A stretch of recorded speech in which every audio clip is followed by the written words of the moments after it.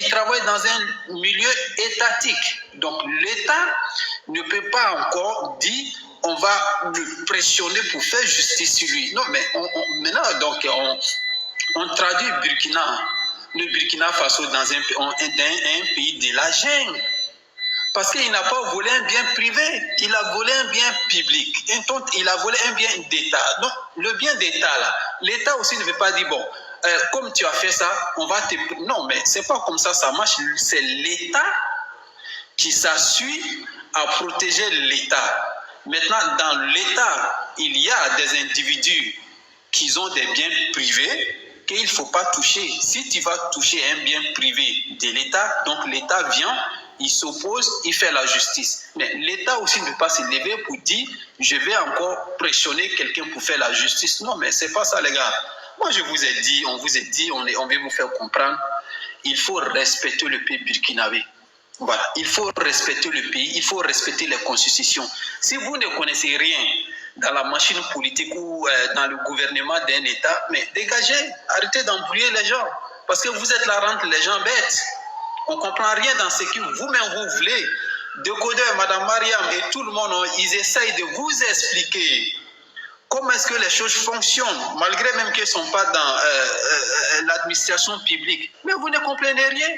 Mais face à ça, quelle organisation ou quel président vont vous faire confiance pour dire non, le Burkina Faso existe, il y a un bon système politique et il y a des bons diplomates. Mais qui va vous donner sa confiance? Mais aujourd'hui, on est en 2025 où le monde, pour chuter, le monde même a su qu'aujourd'hui, même le chien a un droit.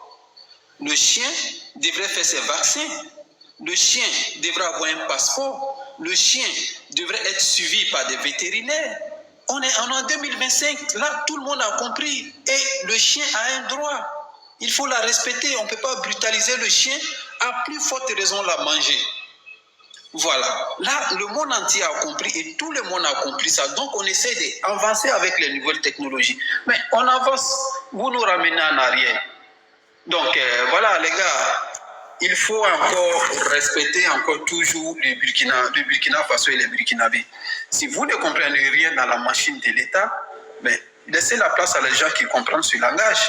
Sinon, le langage, vous êtes en train de nous parler là.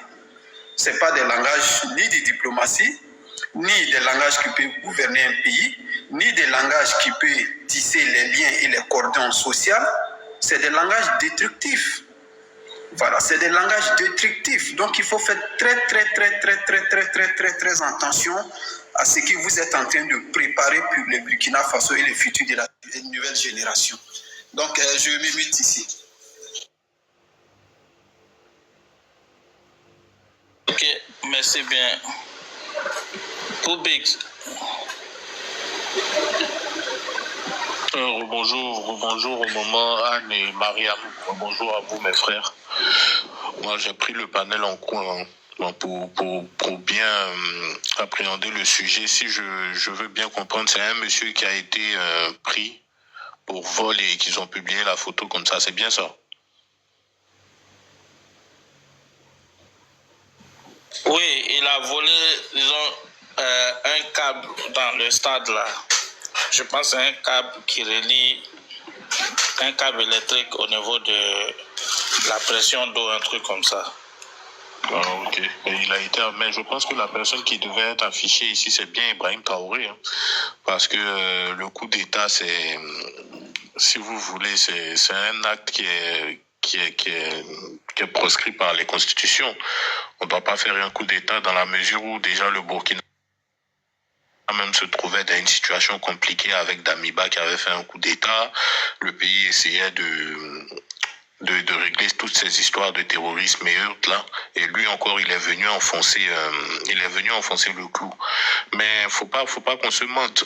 quand il a pris le pouvoir, il y avait un certain engouement autour de la chose. Bon, vous savez, hein, on a des poussées un peu panafricanisme, de jeunesse, donc il y a un certain discours aujourd'hui qui passe vraiment dans les esprits des Africains. Quand vous venez avec cette histoire de panafricanisme, d'union de l'Afrique et tout le blabla qui s'ensuit, là, les gens vous suivent, hein, mais bon, même si dans la forme c'est bien, moi je pense que cette idée-là est très utopique dans la mesure où en Afrique on est des peuples ultra différents. Voilà, c'est vrai que la mayonnaise va prendre un moment, mais après ça va tout de suite s'estomper. Ça c'est sûr. Et Ibrahim Traoré qui affiche des gens comme ça, un voleur, oui c'est normal, quelqu'un qui vole, il est sanctionné. Mais à venir l'exposer comme ça montre encore une fois de plus que ce pouvoir-là, parce qu'il n'y a pas que Ibrahim Traoré, hein, il y a toute la ribambelle avec le Tiani et Assimi Goïta, là. Ils s'accrochent sur des choses pour pouvoir détourner l'attention des peuples. Voilà, aujourd'hui où la majeure préoccupation, c'est de ramener la sécurité et de repousser ces terreaux-là qui sont en train de gangréner notre aire géographique, voyant leur incapacité à faire face aux différentes menaces des terreaux, ben, ils s'accrochent sur des petites choses comme ça, les histoires de LGBT, on a attrapé un voleur, on prend une photo de coup d'État monté pour détourner l'attention. Et ce que je comprends pas, c'est les gens qui les suivent encore. Mais comme Ascension a dit, c'est des gens qui ont des cerveaux qui sont givrés par la propagande. Il y en a beaucoup qui y croient fermement, mais il y en a d'autres qui sont là juste pour le fanatisme, ou il y en a parce qu'ils ne veulent pas s'avouer qu'ils ont échoué. Mais le résultat, il est là. Après combien d'années, on voit que les choses n'avancent pas, au contraire, ça s'empire. La fois dernière, je regardais le nombre d'attaques que les différents militaires de l'AES ont mené contre les terroristes, mais c'est faible. Ils ne font que contre-attaquer. Pendant que les terroristes, ils s'installent, il y en a même qui se permettent maintenant de monter sur des panels, ils sont à l'aise, vous comprenez, ils les narguent, mais là, on nous fait comprendre...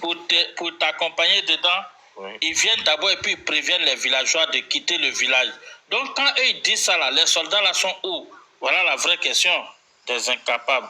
Ils sont pas là, Simon. Ils ont déserté. Mais regarde aujourd'hui si les chasseurs d'Ouzo au centre du Mali ont eu ce pouvoir-là. Mais c'est quoi? C'est l'absence de l'armée.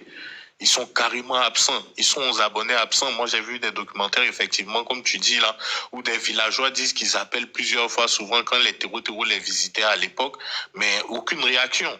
Aucune réaction. Aujourd'hui, c'est tellement triste. Aujourd'hui, vous vous rendez compte, ce sont les terreaux qui préviennent les populations, comme quoi les terreaux même sont plus protecteurs des populations par rapport même à leurs forces armées régulières. C'est vraiment l'hôpital qui se fout de la charité. Vraiment des pays comme le Burkina était, il y a quelques années encore, un pays, mais vraiment tranquille. Vraiment célèbre pour son FESPACO, les gens allaient au Burkina, tout le monde qui revenait du Burkina, c'était avec le sourire, parce que le calme il régnait, il y avait la tranquillité, il y avait la paix.